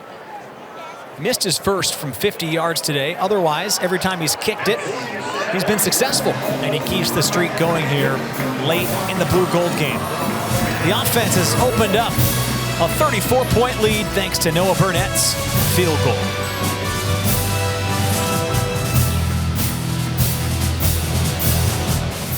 All right, defense might be down on the scoreboard today, but they've made plenty of impactful plays. Adon Schuler right there. Also, Boubacar Traore on the right side of the screen. Someone that's going to be back for the defense, they think, early in the season. Coach, when you look at this Notre Dame defense, we've talked a lot about what Chris Ash is looking to accomplish here in his first year, but you mentioned at the top of the show, he won the football lottery. They have all kinds of chess pieces they can work with.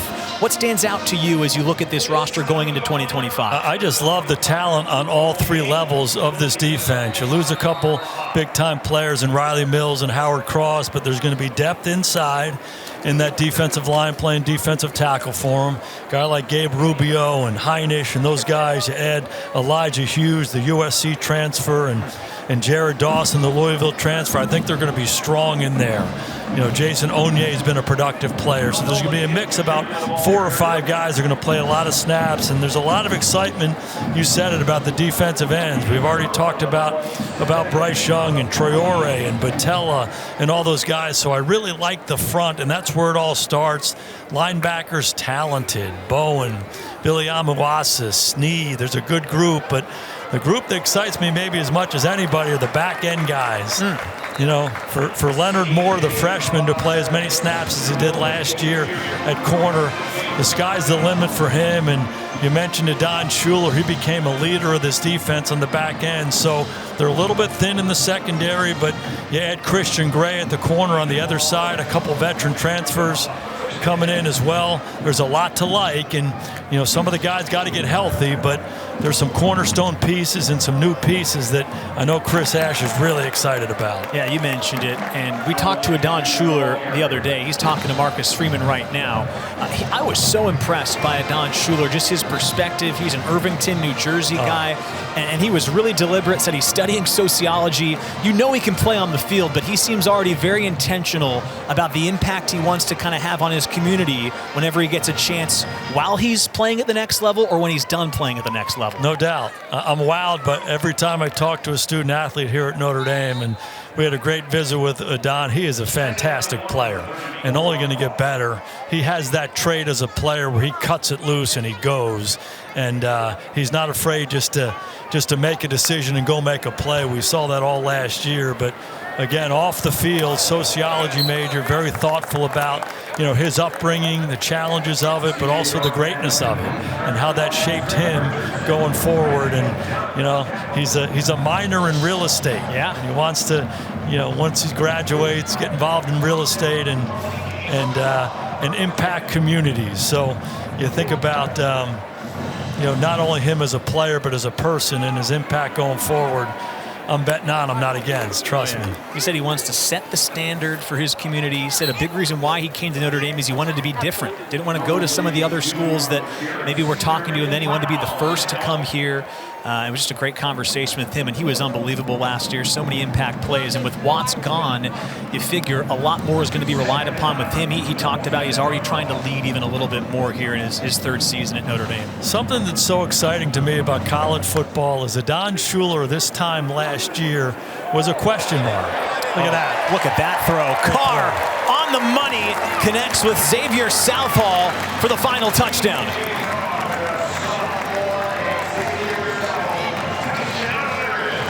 Big time read and throw by C.J. Carr, just a go route up the sidelines. They go play action, keeps the safety inside and throws a strike down the boundary. Safety's got to get wider, corner's got to get deeper in that coverage. But the best quarterbacks see it. They have a vision, they have a feel. When they see an opportunity, they cut it loose. Big time throw and catch. The second touchdown throw of the day for Carr. Got him now at 14 for 19, 170 yards, most passing yards of any of the three quarterbacks. Zach Yoakum is on for the extra point, gets a rep here. He had some important kicks last year in the run to the playoff, and he knocks that one through. Just to finish the thought on Schuler, he was a question mark last year, has a fantastic year, now is clearly one of the leaders on defense. Everybody else is looking to him, and the presence that he has and him grasping that mantle of leadership is big. And again, an inspirational guy both on and off the field. Irish excited to have him. And to your point, this is one of those days where you can really start identifying new leaders. It's the first time they ran out of the tunnel with a lot of these guys in these new leadership roles, and it gives us a chance to once more check in with Caroline, who's standing by with the head coach, Marcus Freeman. Coach, the scoreboard shows a win for your offense today, but what are your main takeaways from this game? No, it was a lot of good, a lot of good teaching. It's hard to see exactly everything you're going to learn from just being on the field, but some really good things offensively and sustaining drives in the second half of the scrimmage and putting points on the board. And the defense early in the scrimmage did a really good job of no matter where the ball was at, stopping preventing the offense from putting points on the board. So I thought it was really a lot of good from a lot of guys you're going to count on. Like, we're going to count on a lot of these guys that played today, and it's good to see them out there competing today. This was a different format for the spring game than we've seen before, but why was it so important to you to have this day in the stadium in front of your fans?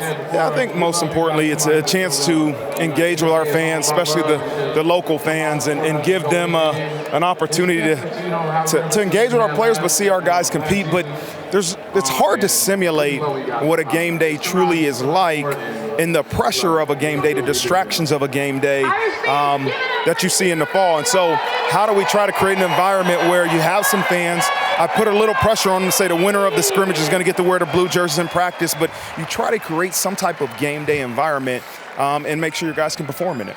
What is the next step you want to see this team take between now and the start of the season?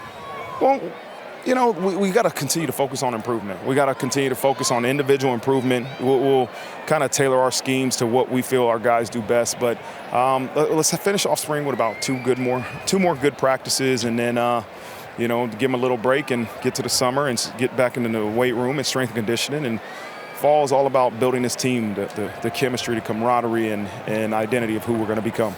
As always, appreciate the time. All right, thank you. Tony? Thanks a lot, Caroline. Just listening to him talk, Coach, I'm already getting excited. It's only 141 days, 20 weeks until the 2025 season. What excites you as we get set for another year of football in South Bend? Well, just how Marcus finished that. Because if you ask me what the number one trait of last year's team was, is they were a team. They really loved each other. They cared about each other. They fought for each other. We saw that as they work their way through adversity. And Marcus Freeman and his staff know how to do that. They bring the right people in, they challenge them, and they work hard, and bonds form as a result of that. So they're in the process of doing that right now. The other thing, he's got to be excited about the talent that he has on this team. It continues to get better and better and better. There are very few weaknesses that they've had. They've recruited well. They've done a good job in the portal, bringing select guys in to fill some holes that they have, and they're getting better and better as they go. So, you know, as good as last year was, there's a lot of excitement here for 2025 in South Bend. Easy to see why. Be curious to see what steps the coaching staff takes next. Of course, the quarterback competition today, we had our eyes on it. All three QBs go over 100 yards. And, of course, Carr the most, had the 2 touchdowns. Angeli gets in there with 108 and a touchdown. They're going to have their work cut out for them to figure out how they're going to narrow this down to a 2-quarterback competition. I'm not so sure how they do it, but it's going to be exciting to watch. All right, that is going to do it for us from South Bend. The 94th Blue Gold game is in the books, and the offense and the blue team are victorious. The 2025 Notre Dame season on NBC kicks off on September 13th as Notre Dame hosts Texas A&M. For Jason Garrett, Caroline Pineda, and our outstanding crew, Tony Simeone saying so long from South Bend.